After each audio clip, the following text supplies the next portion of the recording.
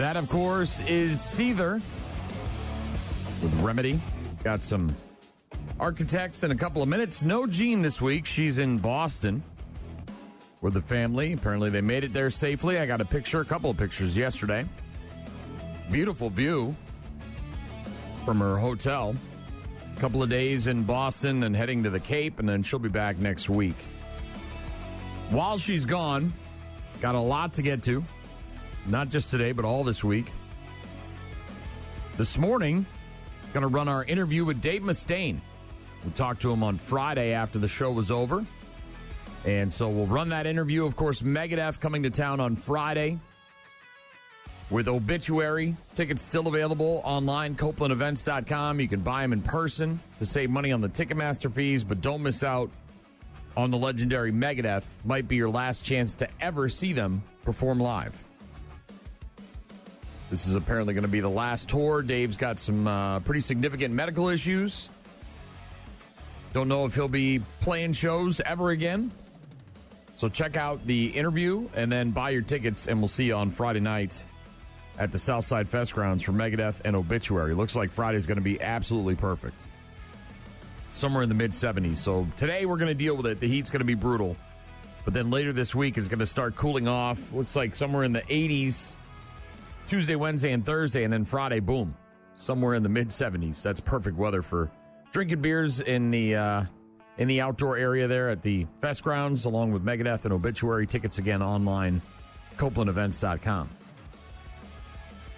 Also this morning, Bad News, Happy Music. Plenty of other stuff. If you've got something you need, rockmornings.com. Love to hear from you. Again, be careful for the heat today, man. It's going to be brutal. Somewhere in the mid-90s with heat index into the hundreds. Lots of sunshine. So, again, stay hydrated. Maybe don't go outside if you don't have to. Stay inside with the air conditioning and the shade. Keep an eye on your kids, pets, old people, anybody that's going to be outside. Keep an eye on them. It's going to be brutal. 96 today with a whole bunch of humidity and nastiness. Ugh. Gross. Architects coming up in just a few minutes. Don't go anywhere. Rock Mornings with Brian and Gene on your rock station. The police in Seattle investigating a mass shooting near the Space Needle yesterday. Left 2 people dead, 5 others injured, including a toddler. The police there in Seattle taking a suspect into custody following the shooting. The mayor there, Katie Wilson, said what happened at the Seattle Center today was an act of horrific violence. Impacted families are living through the worst moment of their lives, and an entire community is trying to understand how a gathering built around culture, connection, and joy ended in gunfire. Sounds like this was a food festival of some sort taking place near the Seattle Center, a 74-acre entertainment and cultural complex just northwest of downtown Seattle, hosting the Bite of Seattle Food Festival this weekend. It was founded back in 1982. Summer tradition, over 40 years, 130-plus food and beverage vendors, live cooking demos, music, other activities.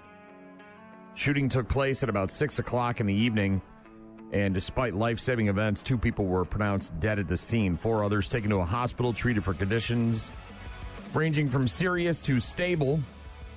Another person who suffered minor injuries declined to be transported to the hospital for medical treatment. Other victims included a 56-year-old woman and a 39-year-old woman, a 23-year-old man, and a 2-year-old boy. But yeah, they've got someone in custody. Gunshots ringing out at this food festival in Seattle yesterday. Walmart recalling a bunch of fabric clothing dressers over concerns that the products do not meet federal manufacturing safety standards and could tip over, causing serious injuries or even death. Death from a fabric dresser. I suppose if it's a small child, it could certainly cause death. But according to the Consumer Product Safety Commission, these fabric dressers that are sold at Walmart could tip over if they're not anchored to a wall properly. No incidents of injuries have been reported in connection with the product, but they're doing a voluntary recall.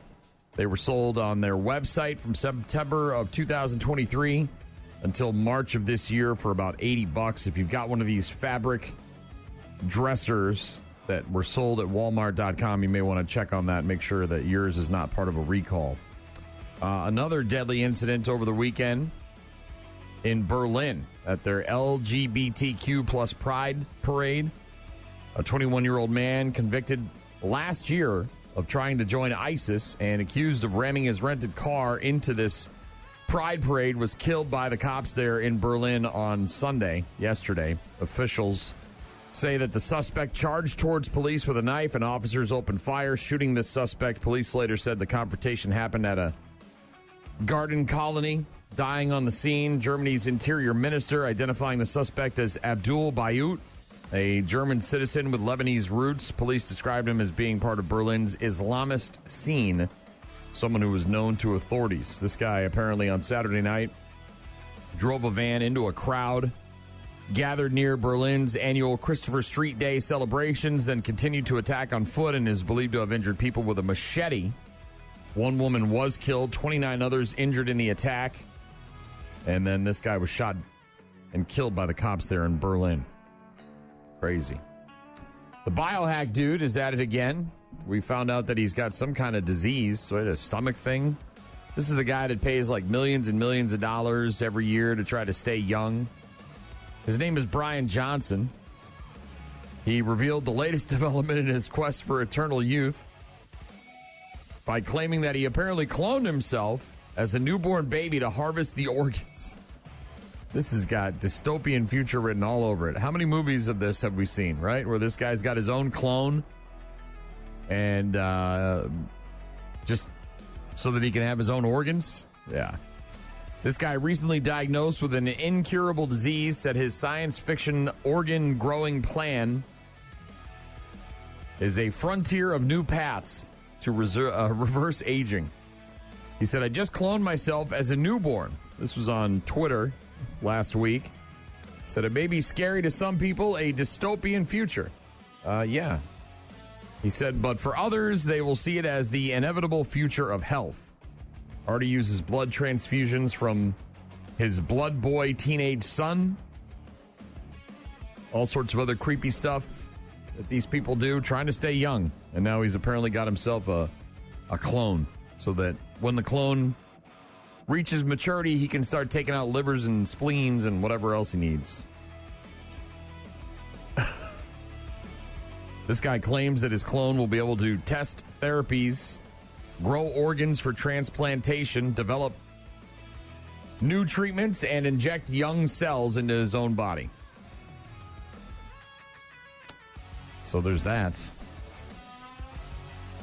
Heat obviously going to be an issue today. 96 with the heat index going into the hundreds. Again, stay safe out there. Stay hydrated. Stay in the shade. Stay in the air conditioning. Going to be a hot one. I'm supposed to be working on the fire pit today after being in a parade yesterday. 2 days out in the summer heat. We'll see how this old guy holds up after a couple of days of really, really, really steamy temperatures. We were in the Houston Hoedown parade yesterday, sweating my ass off, clapping and singing and dancing and doing the chicken dance. And yeah, thankfully we made it into the Legion just in time for some air conditioning and ice cold beverages. So thank you very much to Houston, the Hoedown parade. Everybody out there. It was a good time, but it was just really hot, bro. Really hot. Thankfully, it's a shorter parade, so we didn't have to walk as far as some of these other ones. But man, at the end, you can feel it. You're just sort of like, okay, I'm done.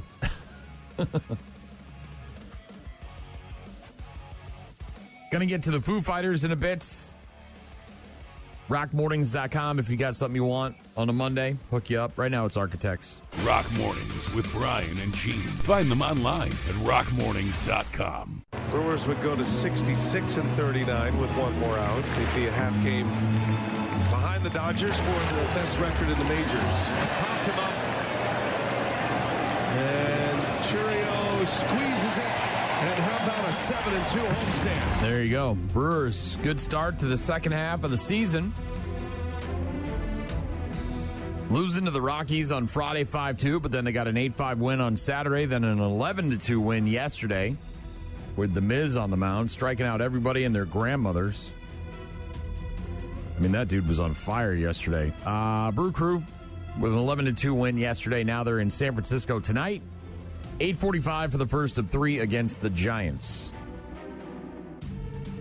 In the world of NASCAR, Todd Gilliland got to the final round of the second in-season challenge.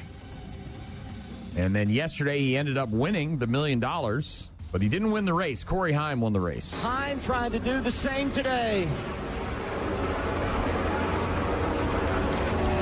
Here he is off of turn 4. It's Haim time in Indy. Corey Haim gonna win the Brickyard 400. 24-year-old Corey Haim, a part-time NASCAR Cup Series driver, passing Denny Hamlin.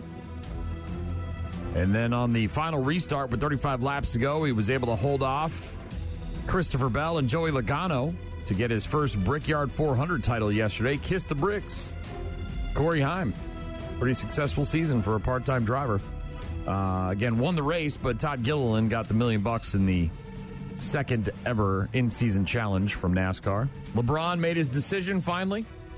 He's going to Philly. His agent, Rich Paul, said that his free agent decision was, quote, an emotional roller coaster every single day. It was an emotional roller coaster for LeBron. Won't you think of LeBron and his emotional roller coaster? Apparently at 1 o'clock in the morning on Friday, he finally decided he was going to join the 76ers. Rich Paul, the CEO of Clutch Sports Group, represents LeBron James, confirmed that deciding amongst Philadelphia, Cleveland, Miami, and Golden State was very much an emotional roller coaster. It was ups and downs and twists and turns and left and right. Yeah, LeBron going to Philly, 76ers. There's only one basketball, though. That's the problem. When you got all these guys, they're going to be good. I'm not saying they're not, but, man, you only got one basketball. You got too many mouths to feed. Big news here in the state of Wisconsin on Friday was Tony Romo. His mugshot all over the place. He was arrested Thursday night in Milwaukee, suspicion of operating under the influence. He was stopped at about 5:30, traveling southbound on Interstate 43, just south of Marquette. The Marquette interchange, and apparently performed poorly on the standard field sobriety tests. Fat, drunk, and stupid is no way to go through life, son. Taken into custody for OWI, booked and released. In Wisconsin, of course, first offense OWI, carrying is generally a civil offense, not a criminal charge. Probably going to get a ticket. The arrest report, by the way, for Tony Romo does not indicate any BAC or breathalyzer testing. So, probably didn't blow. Probably didn't do too well on the, the walk and turn and walk back, whatever that is. Follow my tip of my pen, whatever that test was that they did, all of them. But Tony Romo mugshot all over the place on Friday. Thursday and Friday. Yeah. Again, another incident where celebrities, people who can afford it. I mean, you don't even need to be able to afford it. You just take an Uber. I get it, right? You don't want to get in the back of the Uber and have the guy talking to you the whole time when you're Tony Romo. Right? Might be kind of annoying. But what a hassle. Now you got to go through with all this stuff. I did see some video of him at this golf outing that he was at. I don't know if it was a tournament or whatever, but he was at a golfing tournament or outing or whatever earlier this week or last week in Milwaukee, and he was showing some kids some moves with the football, and everybody was oohing and on about that and giving Tony Romo props for taking some time out of his golf game to help this kid. And then the next thing you know, he's getting an OWI. And he's supposed to play in some kind of pro-am, I believe, this week. And I think he's withdrawn from that already. So Tony Romo having a rough go of it. It's Rock Mornings with Brian and Jean. She's in Boston this week. Got a picture from her yesterday. Beautiful view of the bridge there, the big bridge. Also the TD Garden view from their hotel. Looks nice. Big old skyline. Didn't say whether or not she had any sort of travel issues, but knowing Jean, there was likely something that occurred on the way from here to Boston. Generally, whenever she goes on vacation, there's always some kind of kerfluffle. So I'm sure I'll hear about that sometime this week or maybe when she gets back on Monday of next week. We did speak to Dave Mustaine of Megadeth on Friday. As you might have heard, we did some Megadeth a few minutes ago, their cover of Black Sabbath's Paranoid from the Nativity in Black album, which is fantastic, by the way. The first one, at least. And, so we'll run that interview with Dave Mustaine a bit later on this morning, find out what is going on with him, and get ready for the show on Friday at the Southside Festgrounds with Megadeth and Obituary. Rock Mornings with Brian and Gene on your rock station. The Butthole Surfers. Rock Mornings with Brian and Gene. Just me this week, me and you hanging out. Going to talk to, going to run our interview with Dave Mustaine a bit later on this morning. Grant Bills will join me tomorrow. Office Correlated this week. Doc on Friday. We've got a major concert announcement tomorrow morning.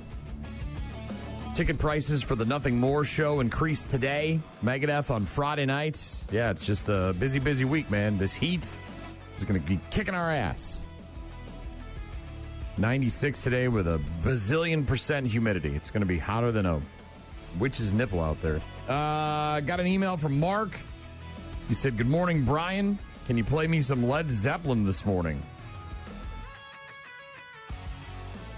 Also, the subject line on his email was, "This humidity is a hate crime." It's pretty bad. I don't know if it gets to that level, but it's bad. Television tonight, you've got a new episode of Dancing with the Stars, The Next Pro. That's over on ABC. They're trying to find the next Dancing with the Stars professional dancer.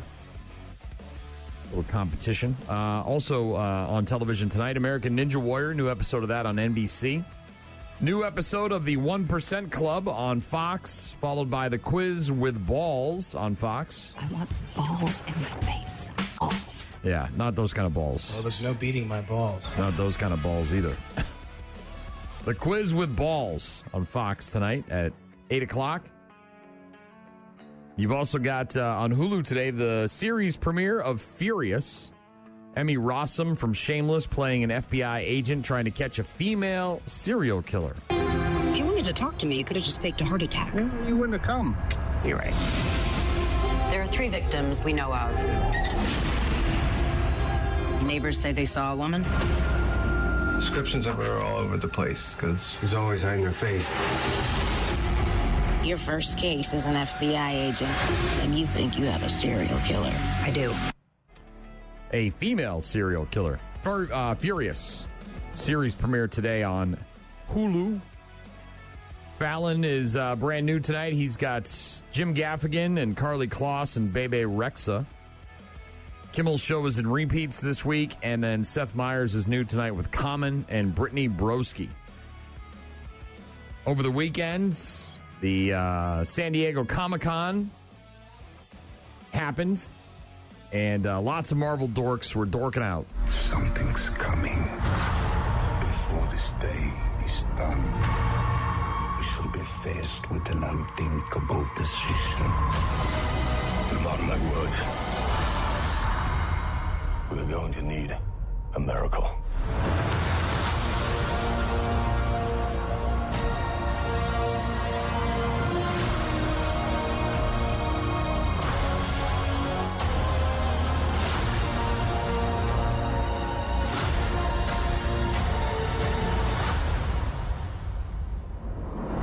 Obviously, Avengers Doomsday was the talk of the town. That movie comes out in December on the 18th, to be exact. Avengers Doomsday. And about 7,000 Marvel fans packing the Convention Center Hall at the Comic-Con to find out what was going to happen with the Marvel Cinematic Universe. The big reveal was Ryan Gosling, the Goose, is going to be the new Ghost Rider. Nick Cage is out. Ryan Gosling is in. That new Ghost Rider film set to come out sometime in 2028. It'll be directed by Sean Levy. Also, they announced Black Panther 3. David Johnson as T'Challa's grown-up son. Expected to hit theaters also in 2028. Ryan Reynolds walking around at Comic-Con in his Deadpool outfit. It was, a gray version of it. Never before seen on-screen gray Deadpool costume. He was pretending to be a cosplayer, and you can see it on his social media accounts. Very happy to be walking around without any sort of security or any sort of personal assistant trying to keep people away. He was able to mingle and get pictures with people. And obviously, they also had him interrupt the Doomsday panel there, asking if there was room for him to be in the movie. Robert Downey Jr. there to hype up Doomsday. And what's really cool is that they gave away some cool swag at the Comic-Con for Marvel fans. Each and every seat came with a Dr. Doom mask and cloak.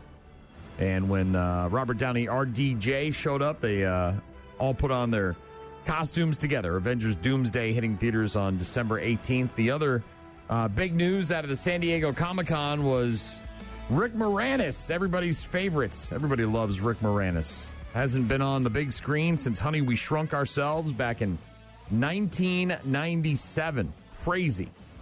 He was in that commercial. Speaking of Ryan Reynolds, wasn't he? He was in like a, what has he got? Cricket? Is it Cricket Mobile? He was in his cell phone company commercial a few years ago. But that was like the last time we really saw Rick Moranis. But now, of course, he's going to be in Spaceballs 2. And I see your Schwartz is as big as mine. Yeah, next year he'll be Dark Helmet again in Spaceballs, the new one. And he made an appearance at Comic-Con at a panel for the movie and got a massive standing ovation from the crowd.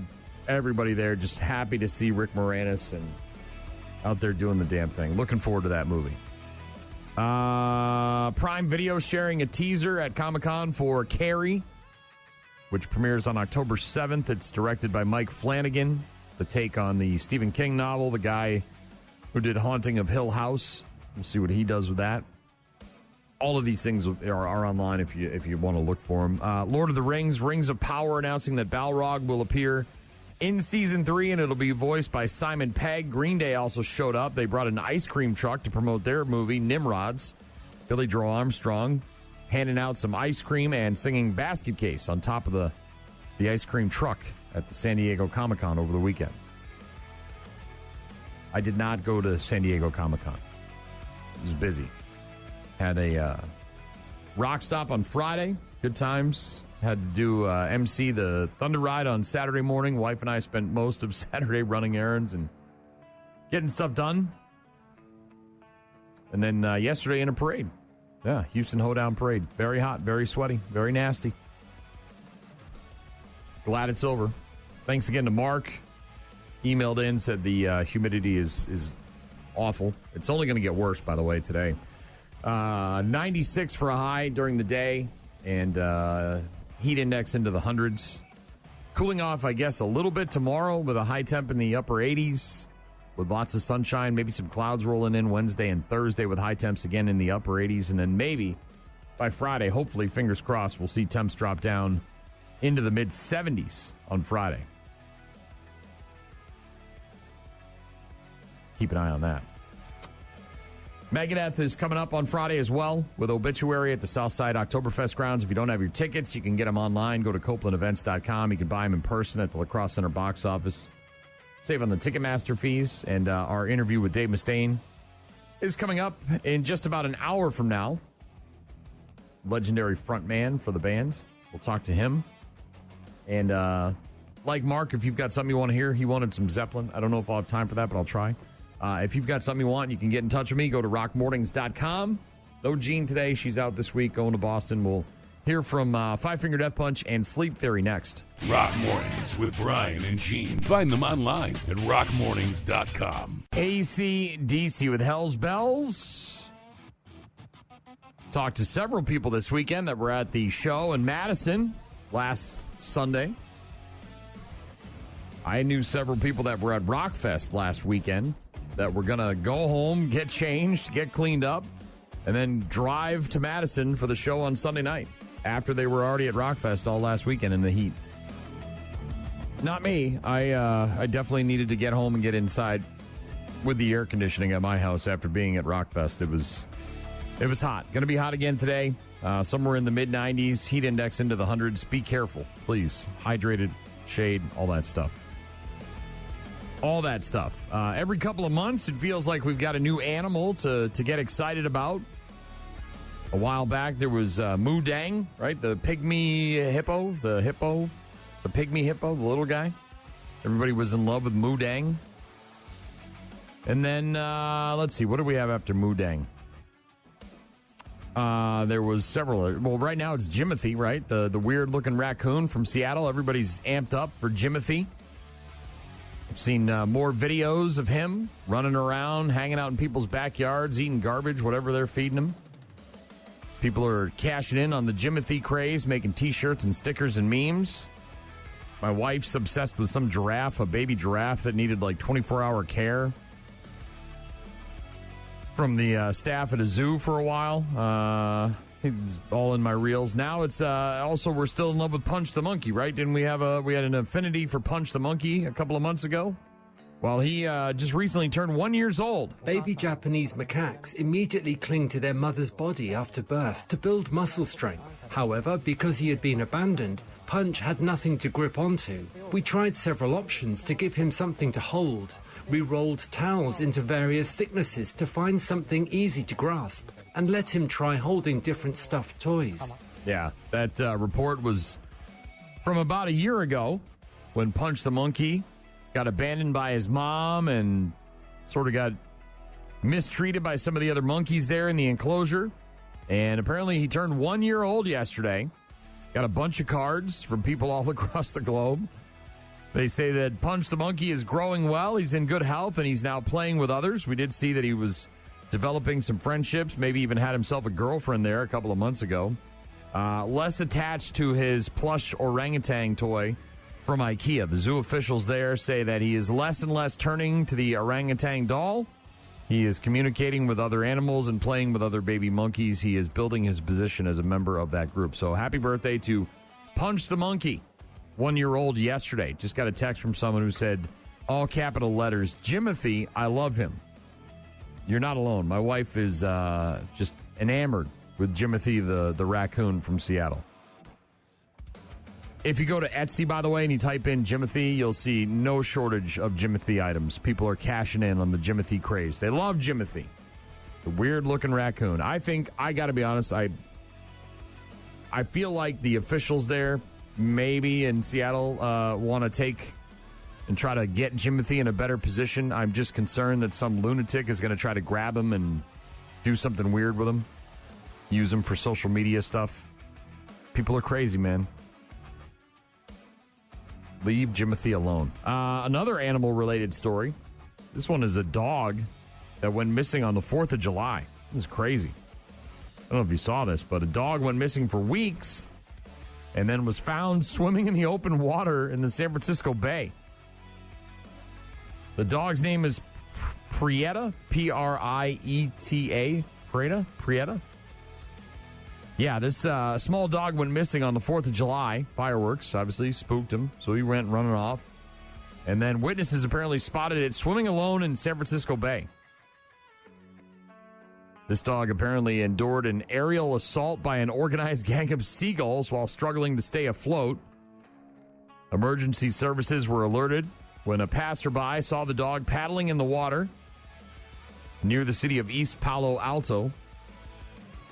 Had been swimming for about 40 minutes when the rescuers got to him. The passerby who spotted the dog said it ran out into the water and just kept swimming. A joint rescue effort launched by some local fire crews, police and animal welfare officers. They called it a challenging water rescue. They initially were using binoculars to track the dog before deploying a drone to pinpoint the animal's exact coordinates about a half a mile off the coast.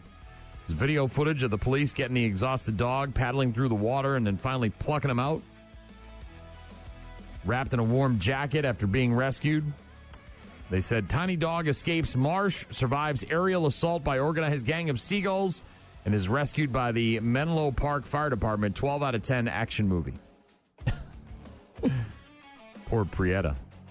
Obviously, taken to the Humane Society there. They made sure everything was all good.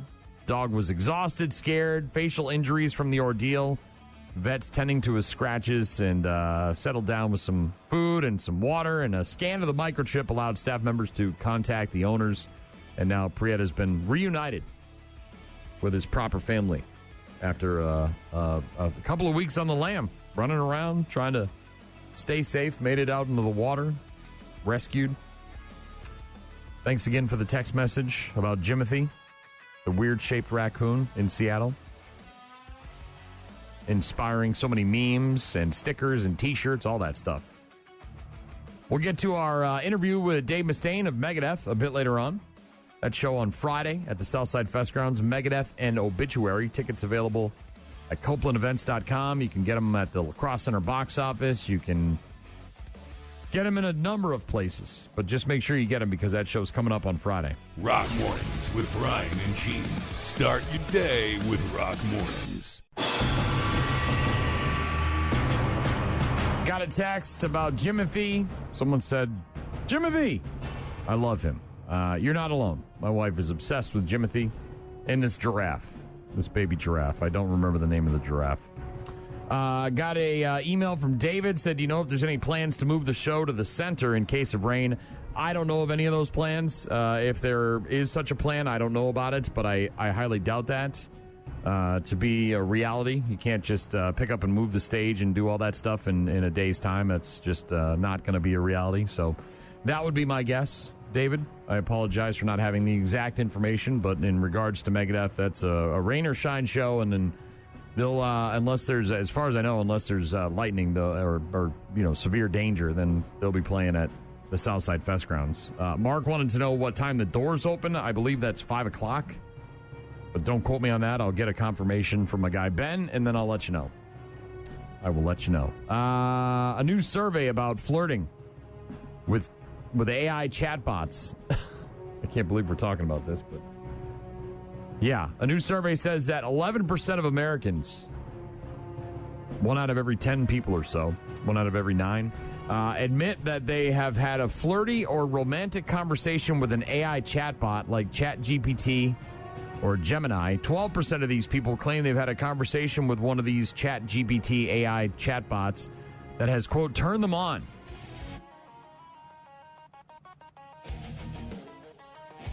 Yeah, that's where we're at. People are having steamy, sexy conversations with AI chatbots. Apparently, it's much more common with younger folks, obviously, than it is with older folks. 27% of Gen Z say they've had these naughty conversations with AI chatbots. 16% for millennials, 9% for Gen X, and then 2% for boomers. 2% of boomers are out there getting down and dirty with ChatGPT. What does a boomer steamy conversation with ChatGPT sound like? Oh, yeah. Take off the depends. Let me see. I don't know. I have no idea, but it doesn't sound good. At least not what's roaming around in my head. Men are more than twice as likely to admit to having some sort of steamy conversation with ChatGPT or some sort of AI chatbot than women are. That's not surprising. Dudes are gross and horny. The other thing that out of this survey is that 24% of Americans, nearly a quarter of people surveyed, say that flirting with ChatGPT or an AI chatbot does count as cheating in a relationship. So what, you come home and you guys got the VR glasses on and he's fired up the old computer and he's talking to Grok or ChatGPT or Gemini or whichever one is tickling his fancy. And then that's it. Is that a deal breaker? Is that a breakupable enough of an offense? Did I make that? I made that up, didn't I? Is that an offense that you can break up with somebody over? You come home and they're, I don't know. It's weird. Do people not know that other people want to talk horny through text and stuff like that? Is that not a thing? Yeah. Bunch of people out there talking to ChatGPT. Sexy conversations. 11% of Americans say they have had a flirty or romantic conversation with an AI chatbot. And then 24% of people in the survey also say that doing that, if you're in a committed relationship, something serious, doesn't have to be marriage, but 24% of people in the survey say that that counts as cheating. What a time to be alive. It's crazy. We've got sports coming up in a bit. The Brewers having a good start to the second half of the season. Speaking of the Brew Crew, we'll get to some info about the Euchre movie, the documentary, right? and lots of other stuff as well. If you've got something you want, rockmornings.com. Rock Mornings with Brian and Gene. Find the daily podcast at rockmornings.com. Brewers would go to 66-39 with one more out. They'd be a half game behind the Dodgers for the best record in the majors. Popped him up. And Churio squeezes it. And how about a 7-2 homestand? How about a 7-2 homestand for the Brew Crew? After taking a little break for the All-Star game, back at it in the second half and picking up right where they left off. Lost on Friday to the Rockies 5-2, then got an 8-5 win on Saturday, then they got an 11-2 win yesterday over the Rockies. Brew Crew on the road tonight in San Fran, 1-3 against the Giants. A couple of baseball players making the Hall of Fame yesterday, getting inducted. Andrew Jones, Carlos Beltran, Jeff Kent, all inducted into the Baseball Hall of Fame yesterday in Cooperstown. Congratulations to them. Arizona Cardinals and Jacoby Brissett reaching agreement on a reworked contract that's going to pay him $15.5 million guaranteed this season, with a chance to make $21 million in incentives. Not bad for a backup quarterback, a guy that's widely considered to be a backup.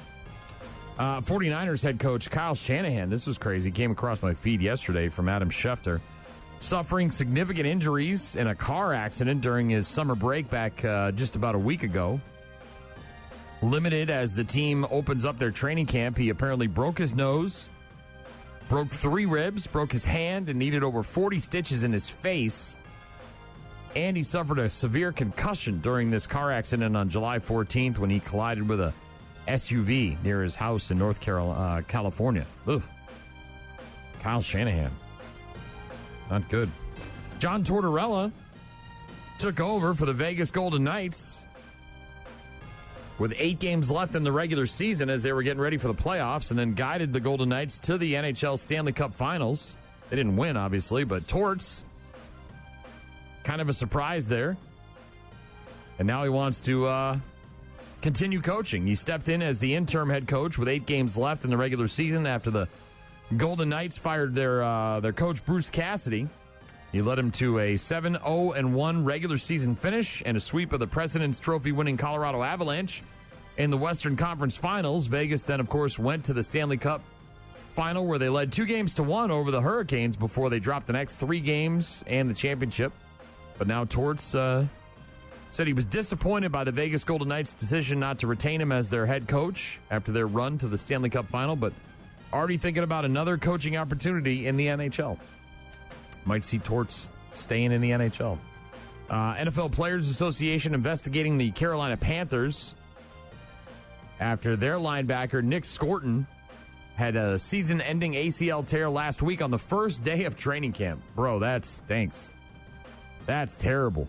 Day one, you head in, you got all these expectations, everybody's amped up, and this guy tears his ACL in day one. Well, now the NFL Players Association is looking into that.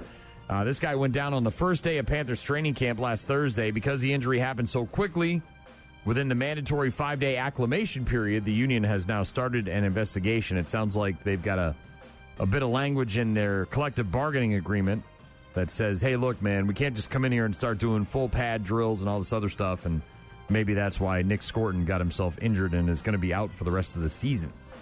ACL. And if you missed it, the documentary about Bob Uecker is in select Marcus Cinemas right now. I know it's at the one in La Crosse. I looked at that. So if you are interested in seeing that movie, the Bob Uecker documentary, go to the Marcus Cinema website and put in your area code, your zip code, whatever that is, and zip code. Put in your zip code, and it should spew out the theaters that are in your area that are showing that. But limited run. Ueck, funny, intimate documentary capturing the final years of his life with his team and his family, diving into his early days as well, from his time playing professional baseball to his time in the broadcast booth. He died, of course, in January of last year following a very private battle with small cell lung cancer. And one of the best to do it in the booth, Bob Uecker. Now there's a documentary about him and his life. And again, it's in select Marcus Cinemas check out your local listings to find out if it's in your theater. Go check it out. Some more Megadeth in a bit, and our interview with Dave Mustaine from Friday. Rock Mornings with Brian and Gene. Weekdays, 6 to 9. Very much looking forward to hearing that one, hopefully, fingers crossed, on Friday nights at the Southside Oktoberfest grounds. Megadeth, the legendary Megadeth, one of the big four, on their final tour in support of their final album, 17 albums. The last one, self-titled, it's called Megadeth, just came out recently. And Dave Mustaine, it's got a hand thing, right? He's got a laundry list of injuries and things that he's battled over his lifetime, health issues. And because of this, I think they call it Viking hand is what they call it. But he's got some issues there, and pretty much is going to be unable to play guitar at some point in the near future unless he gets some kind of surgery. So Dave Mustaine jumped on the phone with us on Friday and talked about the show and talked about what's going on with him. And here's that interview. I will apologize for the quality. Unfortunately, the way that they do these interviews is that the representative for Dave will call us and then route him through another number. And so the quality isn't all that great. I did my best to clean it up and make it nice and neat for you. But our interview with Dave Mustaine from last Friday, legendary frontman for Megadeth, they're playing at the Southside Festgrounds this Friday with Obituary. And here's our interview now. Hi, everybody. How are you, Dave? I'm good. Got a big. How are you? Doing all right. We're in La Crosse, Wisconsin, and got a big show coming up next Friday. Megadeth and Obituary. Very excited to have you in town on your final tour. Yeah, it should be fun. Now, Dave, are you guys? Is Megadeth going to do shows, or is this it completely? Because I'm assuming that maybe after some time off and maybe some rest and recuperation, there might be an itch to play a show after this tour. Well, the reason that we said that I was going to be retiring was I have a problem with my hand, and it's just called Viking hand or Dupuytren's contracture, and it's been gradually progressing, and we were in the studio, and I was working really long days and long hours, and I just said to management one time, I don't know how much longer I can do this, my hands are killing me, and that was it. After that, we just started discussing, winding things down. I was hoping that I had one last chance to get a number one, and we did it. Yeah. So, everything's going according to plan. I'm going to keep playing as long as I can until I can't play anymore. And then at that point, I'm going to have to decide what I'm going to do, if I'm going to have surgery to my hand or not. Because, the one thing with surgery is that it's not always successful. And I would hate to go now and have somebody do something to my hand and then my career is cut short. That would absolutely suck. What is the you must have a routine to get ready for the nightly shows, right, Dave? You must have some sort of stretching or heat or oils or something to get your hands ready to play? No, not yet. I tried cortisone stuff on other parts of my body, and it's just, it's too risky. I'm going to wait till I can't do anything anymore, and then at that point, when I have no other alternative but to go get a medical procedure, that's when I'll do it.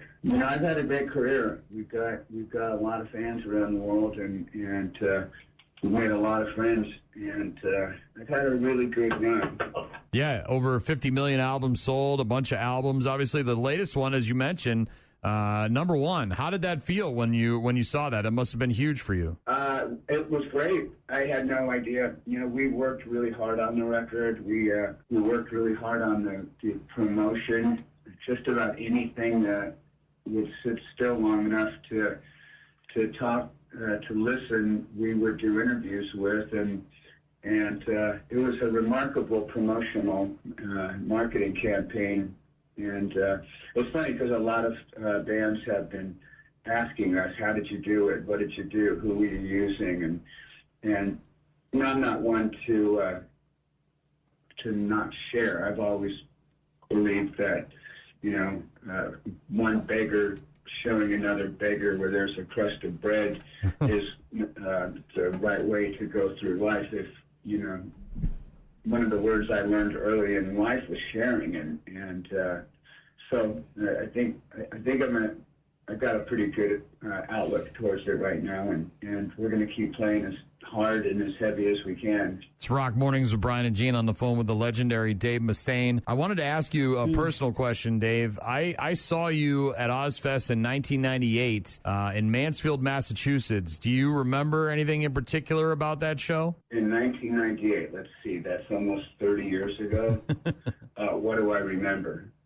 Well, I probably stood on stage with the guitar, and I probably sang a lot. And if it was Ozfest, it was probably fun. I do know that that was a very successful tour, and I love Ozzy, and Sharon has been an ally for as long as I can remember. Yeah, the reason I brought that up was because like I said, I was at that show. That was one of those two shows was the one where the band Snot had that little incident. I didn't know this part of it until I read it online.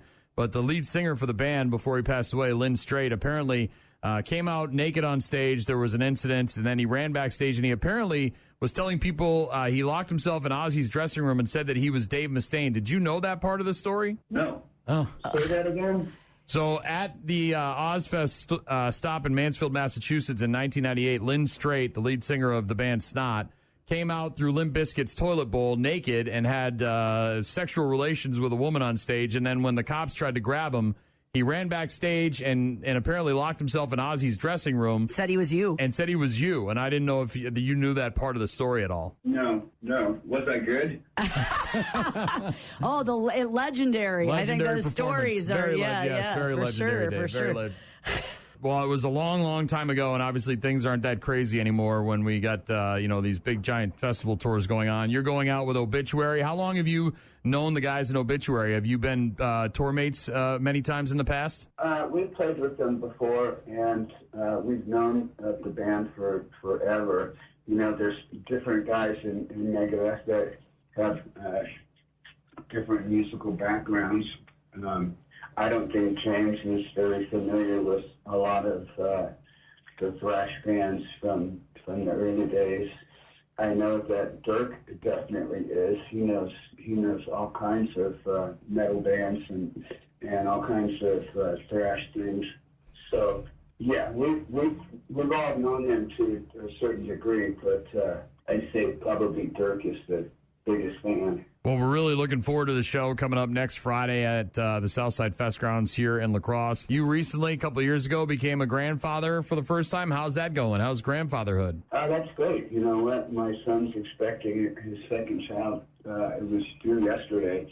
So we're on baby watch right now. Oh, that's exciting. Oh, my goodness. Do you know if this is a boy or a girl or surprising the world? It's a girl. Okay. It's a girl. And, it's... I'm really happy. I always thought the kids were going to be like rock star bats, and I was a little worried about being a dad because I didn't know how good I would do. And I've been really blessed. My kids turned out great. Electra is a sommelier, and she's vice president of our wine business. Justice is in management and is a VP at our management company. And people can say what they want for nepotism, but I got a #1 album, so piss off. That's right. I don't know any parent that wouldn't want to help their kid, right? I mean, they sound like they have jobs and positions. They're not just laying by a pool all day with a pina colada. They're actually doing stuff. Absolutely. They all have their own homes. They all have their own careers. They all are, pretty financially independent. I don't have any fear, any worry about them. Of course, if anything were to happen, I would give my heart for my kids. Dave Mustaine on the phone with us, the legend from Megadeth, one final tour, one last album, and also a third book that's coming out this September. Tell me about the book. Oh, geez. I was just in the studio yesterday and the day before doing the audio version of the book. And I'll tell you what, if you haven't sat down and spoken for 4 hours straight, it's challenging. And then to do it 2 days in a row. The second day, it was a 5-hour session because we were a little bit behind schedule. And, it's 9 hours of talking. I talk a lot, but not that much. Yeah, right. Now, how's the writing process for you? This book is coming out in September 8th, right? and it's about your battle with cancer. Yeah. And were you keeping track of that while you were going through it, like writing things down to produce a book, or was the book did you come up? So the book idea came after. Absolutely. Yeah, we were kind of just sitting around and we were talking about everything that was going on, and I said, I really was thinking about chronicling my journey through the cancer treatment, and they said, that's a really personal thing. Are you sure you want to do that? And I said, come on, man. What is there left in my life that hasn't been printed about or published? I'm a pretty open book. I've been very, very honest with our fans. Why wouldn't I want to share this with them? Because, here's the secret to it all. When I meet people and they go, oh, yeah, I have cancer too. I don't have cancer. I had cancer. I'm a survivor. And I want to be able to, like I said about the beggars in the beginning, I want to be able to share what I did to get through the cancer treatment and to be in remission and to not have to face dying from cancer. I did everything that the doctors said. I prayed. I stayed positive. I rested. I exercised. And I made a record during the process. Yeah. The Sick, the Dying, and the Dead was made while I was going through chemo and radiation. Yeah, you've obviously come out that, and now you're a survivor, and that's what this book is about, is your journey through that to become a survivor. Yeah, and one of the things that's really hopeful for me, we've obviously got the record business we all understand, and the radio business. The book business is very similar, but completely different, if that doesn't sound stupid. So they've got their own critics, and one of the really gnarly critics read the book and said it was fantastic, and he's notoriously hard on people that write books, especially celebrity books. So I'm super, super hopeful right now that everyone's going to enjoy this book, not for the monetary stuff, because I don't really care about that. I'm set from my life right now, and I don't need to have more money than I need to survive. It's not going to make me happy to have a bunch of stuff saved up when I die. So I wanted to be able to give this book to people so that they have a message of hope. That's one of the things through the whole book, the hope through it all. Dave Mustaine, the legendary frontman for Megadeth, is on the phone with us here in a couple more minutes of your time, if you don't mind. The big show coming up next Friday in La Crosse at the Southside Festgrounds. How much of the new album, the self-titled album, are you guys playing during the set? How many? Is there a percentage? I don't know formulas for percentages right now. I would say there's 18 songs and we play 5 songs. It's 5/18 of the show. So, yeah, we're playing 5 songs, so it's about 20%. Mm-hmm. How was Europe? You just got back. Was it exhausting? Did you love it? Did you go to your wineries? I did not go to the winery. That's in Italy, and we did not go to that part of Italy. The winery is on the, if you're looking at the boot, the shape of the country, it's on the back side of the leg where the calf is. So that's where our house was, and we didn't go anywhere close to that. And Europe was good. It was tough because of some personnel stuff we were dealing with. Every once in a while, you have some people that come out and they work for you, and they have issues that take place in their personal lives that people get sick and they die, it's hard when you're away from home to do your job when you've got stuff going on back at home. You know, so we had a couple of really hard weeks of people suffering and having a really hard time out there. But, you know, that's where the positive attitude comes in and being a good leader and trying to encourage people so that we could get through the shows. And we did, and I don't think any of the shows suffered. We had one show that had a problem at the very, very, very last show because we were supposed to play in Portugal, but something happened that made it impossible for us to play. So one of the bands that were playing after us had put a bunch of pyro out on the stage. And if I don't know there's pyro out there, I'm not going to go stand over some bombs and flares. There's no way. Yeah, I don't blame you, obviously. So we ended up not playing that show. And we, you know, I'm a Christian. I do things the right way. I try to live my life according to a higher set of values. And the guy who sent the money for the concert, it was a lot of money, and when I said I wasn't going to play, he initially reacted poorly and said some stuff, and I said to our management, give the guy his money back. I didn't play. Mm-hmm. I don't want his money. That's his money. If I played, that's my money. So believe it or not, we rescheduled the show, and we're going back to play for the promoter. All's well, ends well, and the promoter was really, really viable. That's the right word. Really and amenable. We worked it out. Nobody pointed any fingers at anybody. I think what happened was the headliner showed up at 4:00, and they're supposed to be there at 8 in the morning. Oh. And started putting stuff up on the stage that nobody saw. And I don't know about you, but I'm not going to go straddling a bunch of bombs. Yeah, I don't blame you. I've seen too many artists get injured by pyro that goes off at the wrong time or in the wrong place. It's not good. Yeah. So right, and it's not always It's not always flares or sparklers or fire. A lot of times they use concussion bombs. And while those may not really disfigure you, I know a guy in Japan who lost a hand working for Def Leppard. And they had a pyro accident. We all know about James getting burnt up from pyro, and like you said, we know stories of stuff like this happening. So, yeah, I'm just glad that I did the right thing, that I gave the money back, that we're going back now to make up the show for the fans, and Megadeth stands tall at the end of the day.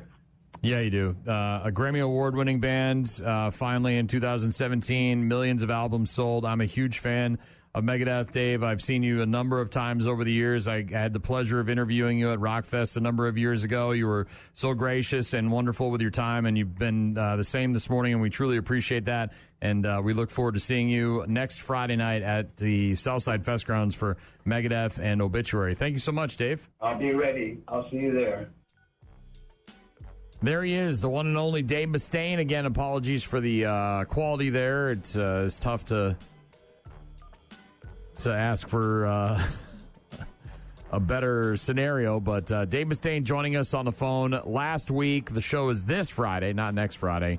And tickets and info online at CopelandEvents.com. If you missed the interview, you want to hear it a second time, it is on the website. Go to rockmornings.com to hear our interview with Dave Mustaine. Rock Mornings with Brian and Gene. Find them online at rockmornings.com. Rock Mornings with Brian and Gene. Just me this week. Gene in Boston, family vacation. Haven't gotten any updates. Still very disappointed that she didn't take my advice. She asked me, what should we do when we go to Boston? Two of my top 5 suggestions were, you got to go take a tour of Fenway, and you got to do a duck boat tour. And she's not doing either of those. Now, they are going to do the Freedom Trail, which is another must if you're going to Boston. Faneuil Hall Marketplace. Go to the Garden. Not the Boston Garden, but the Commons, right? Go down to the Boston Commons, see the swan boats, all that stuff. Go visit Ironsides, right? Old Ironsides. There's no shortage of things to do. when you go to Boston? People ask me that all the time when they travel there for the first time ever, and I always try to give them the best advice. I mean, I haven't lived there in over 20 years, so it's not like, I know everything, but I do have a few suggestions. But Gene decided not to take my advice on a couple of things and do some other stuff. Then they're going to the Cape later this week, Cape Cod. Best of luck. I don't know what the weather is out there, but hopefully it's not as hot as it is here. Mid-90s today, brutal, so stay hydrated. Watch out for the heat. Be careful. I actually got a friend of mine that's buying our... we bought at Rockfest when we got there. I don't know if you remember, I told the story, but we had some camper issues when we got there and finally got it up and running, but it was so hot that the air conditioner in the camper just couldn't keep up with the heat. So the wife and I were discussing it and said basically that there's no way we could sleep in this camper if it doesn't start to cool off in here. So we went to Menards and got ourselves a windowless air conditioning unit. I've never had one before, so I wasn't too sure about how well it worked. And that thing cranked, man. We had it plugged in and up and running within minutes. And, it kept the camper nice and cool. It was probably in the upper 50s, maybe low 60s in the camper by the time we woke up in the morning. While we were at Rockfest, that was good. But now I have no use for it.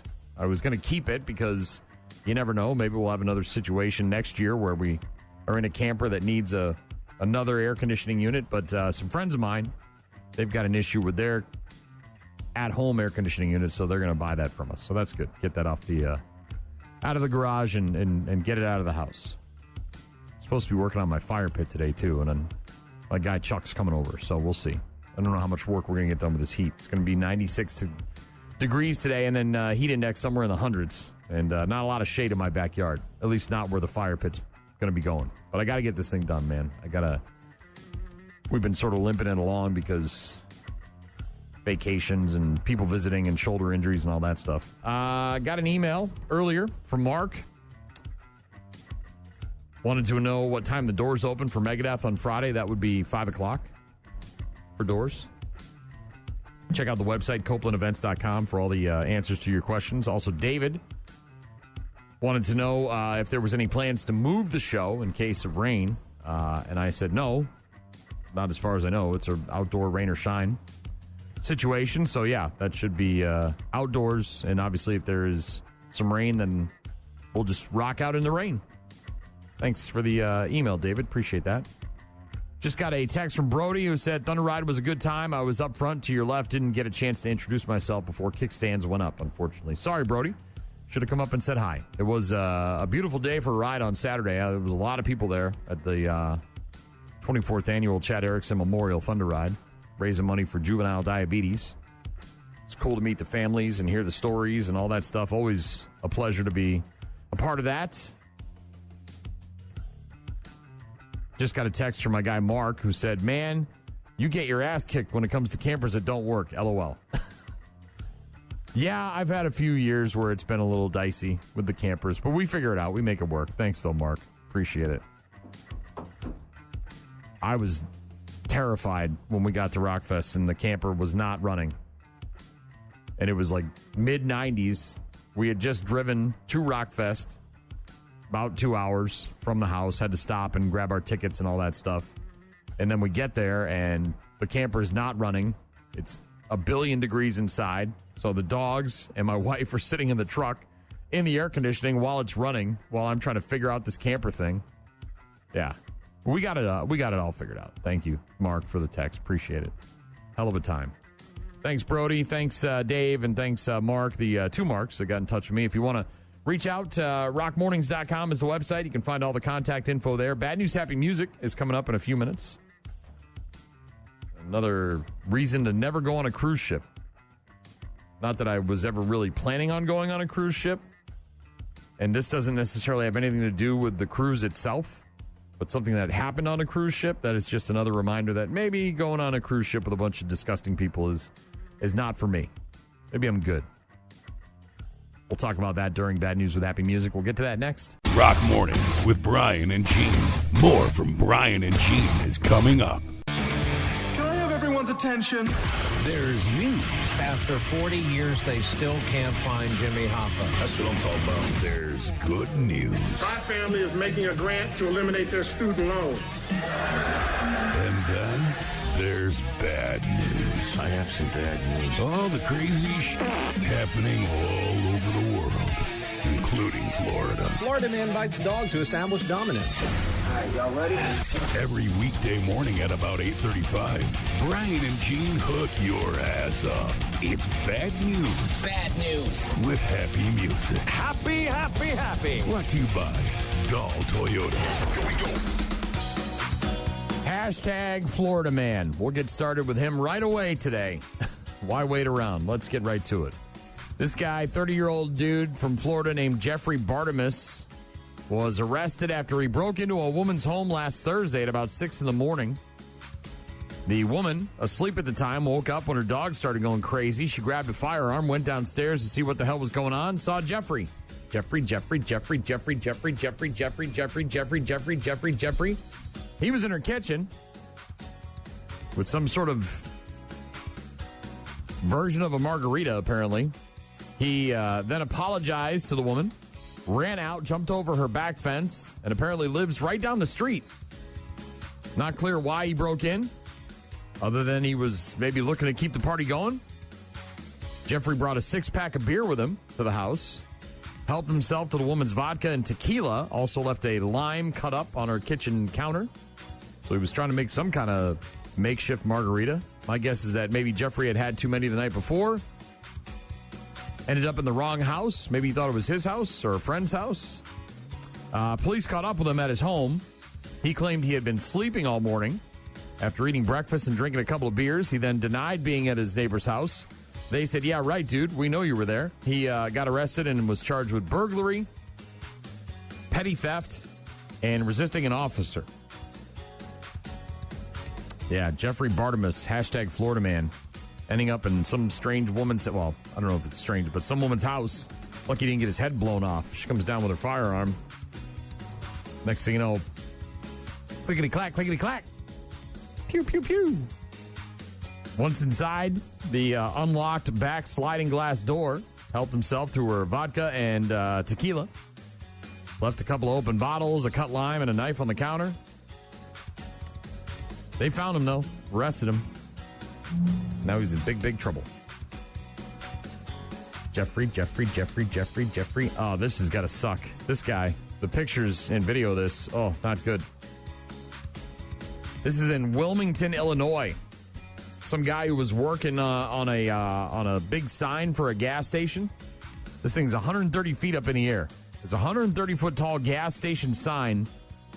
And a guy's working on this thing, doing maintenance, and he ended up getting stranded inside of the sign for hours. He might be stuck there. Yeah, he was stuck there.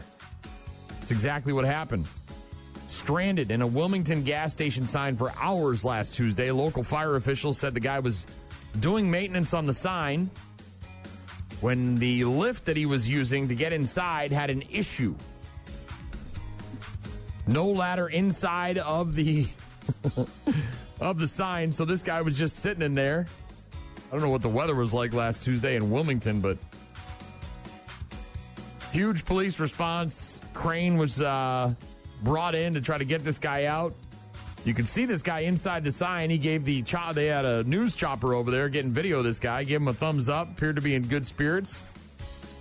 Just before 4 in the afternoon, he was seen getting into the crane basket and slowly being brought down to the ground. He was then placed into the fire department ambulance. Fire officials said it was difficult finding another lift tall enough to reach this guy.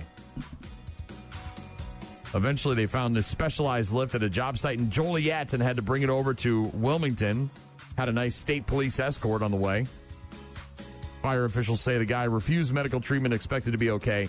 You get the next day off of work, right? If you get trapped in the sign and you're 130 feet up in the air for a couple hours, you get to take the next day off of work, right? They're not going to make you come in. Right? Yeah. That would suck. By the way, the picture, hilarious, too. There's video as well, if you haven't seen it. Seattle police Obviously, they had a shooting at this food festival. A couple people dying, several people getting injured. But elsewhere in Seattle, they got another problem. They're looking for two guys who climbed over the glass wall at the Space Needle on Friday, flipped over the edge, and then parachuted down from the 605-foot structure. They burst through the door, and at first I was like, what the heck? So they kind of like shoved past me and Emerson. So I was like, well, what the heck is going on? Like, why are you pushing past me and my kid? They were running towards the glass, and they jumped up. And that's when Jacob was like, they're climbing up. And I'm like, oh, my God, go watch Emerson, go. Yeah, one of the witnesses there saw the men go to a restricted area on the Space Needle and then jump off it with their parachutes. Kind of similar to those base climbers that got on top of the Empire State Building a couple weeks ago? Was it last week? And had the big sign. They had a big flag that they rolled out, and then they got engaged. These guys kind of doing the same thing in Seattle. Going up to the top of the Space Needle, climbed over the glass wall, flipped over the edge, and then parachuted down. They faced trespassing charges. Base jumpers purchasing tickets, entering the Space Needle at about 9 o'clock at night on Friday. It's got a round observation deck surrounded by a high glass window that are open to the sky above. They were seen on camera at the top level of the needle, went into the restroom, came out with their helmets on. They ran to the glass window, climbed over to the other side, jumped off, and then 605 feet later, they're on the ground and running. Security unsure where the men landed. Police could not locate them. They have not yet been identified by authorities. Were described as white men somewhere in their late 20s. Might have to install some new security features there at the Space Needle. You have people jumping off this damn thing. Back to hashtag Florida. This is a woman in Miami. She was arrested after she got into a fight with a friend of hers and then stabbed her friend with some scissors. Stab, stab, stab. This was an argument about drinking beer in a rideshare vehicle. Another person who wanted to keep the party going while in the back of an Uber. Lynn Marie Zamora was arrested on a charge of aggravated battery with a deadly weapon, according to the arrest report. A deputy responded to a call, met the victim, who said that Zamora had requested an Uber ride to take them to a friend's house. The Uber driver showed up, and during the ride, Zamora became irritated because she wanted to drink her beer in the car. And her friend told her several times she couldn't. That's when Zamora decided to pull some scissors out of her bag and stabbed her friend multiple times. Not just once. This guy had to be taken to the emergency room, got treatment for stab wounds in his bicep and his calf. Ooh. Uber driver confirming what happened. Zamora was then arrested, booked into jail. You're done being friends at that point, right? Like, you're not friends with that person anymore. That's no longer a thing. The Uber spokesperson said, this behavior is alarming, has no place on the Uber platform. We banned the rider from the app and stand ready to assist law enforcement with their investigation. She was in front of a judge last Tuesday, learned out she's on probation in a separate case involving a charge of battery on a person 65 or older. So this guy, or this gal, apparently her only goal in life is to resort to violence when it comes to not being able to deal with her emotions. Defense attorney asked what she believe be allowed to receive hospital treatment, but the prosecutor asked for a monetary, but yada yada yada. Extremely dangerous individual is what the judge said. Set her bond at $7,500, and this gal, again, stabbing her friend in the back of the Uber multiple times because he was like, look, don't be drinking the beer in the back of the Uber. We can wait till we get to the next club. Sounds like that chick's got some serious problems. Last but not least, a story that's just disgusting. There's video of it. There's lots of videos, actually, of it. And if you've ever wanted to go on a cruise, this is another example of maybe why you shouldn't. Video showing a woman on a Carnival cruise scratching her foot fungus with a fork. Then she started scratching her foot with a fork. And we actually have a video if you would like to, because I'm telling you, it's bad. It's bad. It is, because we showed guest services and they couldn't believe it. So this is her just scratching her foot at this point. I zoomed in so you can see the severity of her infection. And she stays on the third floor. It's very disgusting. So that audio is a couple of passengers who took some of the video. There's actually a series of videos. There's this woman was just out in the open scratching her foot with a fork that is used to, eat food. And look, people do dirty, nasty, disgusting things all the time. They don't wash their hands. But when you see it out in the open, it's a whole different story. A 6-part series on the gram showing this woman on a Carnival cruise scratching her nasty foot fungus with a fork. The series was filmed secretly by several other guests. Incredibly grossed out. If you haven't seen the series of videos, they're nasty. One person on Instagram said, "We can confirm the forks are intended for food, not foot care. Once we became aware of the situation, our team quickly addressed it with the guest and removed the utensil from service." That was the response from Carnival Cruise Lines. But what other things is this woman rubbing her foot up against? And you're walking around and her foot fungus is getting all janked up on your stuff. I don't even like feet. Yeah, I'm with you, Shaw. This is so gross. Ugh. While the video may be generating laughs and gasps online, cleanliness and hygiene are not a joke to us. I'm sorry, but you have the most beautiful feet. Would you like a foot massage? No, I would not like a foot massage. Yeah.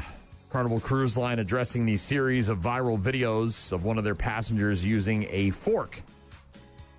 You know, the kind of fork you'd use to eat an omelet, maybe a delicious slice of cake,